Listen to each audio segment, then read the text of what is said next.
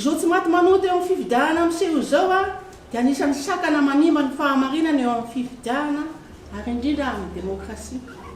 Hita taratra ny fahakivian'ny olom-pirenena mpifidy satria hitantsika rehetra fa miaina ny fandraisany anjara amin'ny fifidianana izay tokony hitondra amin'ny fanorenana amin'ny firenena. Fatak'izay amin'ny élection municipale ho avy ity mba hisy amin'izay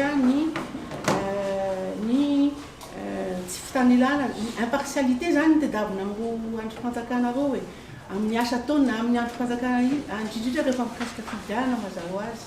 Fatatsika koa fa ny conseil d'état no azo anaovana cassation appel dia manantena tokoa fa izy tokoa zany ny famaritana mazava ny pofo tedavina mba tsisy nitony ny azo raisina fa tsy mitony ny famaritana mazava ny pofo tediavina zay azon'ny olona misitraka tsara ny droit de recours. Tanjona zany tsy hoe narasany kokory fa satria firenena malagasy mila rafitra mijoro araka tokony izy mila rafitra atokisany vahoaka izy ihany tsy nahantoka afatsika mandroso. Ny zavatra ataony eto zao zany manetra ny mpitondra manetra ny rafim-pitsarana mba hanatsara fomba fiasa zany mba ahafahany voaka zany matoky ny fividianako Madagasikara mba ahafahantsika zany mandeha tsara amin'ny lalana mahitsy kokoa zany satria raha ny fomba fiasa ohatran'izao zany tokony ahitsy.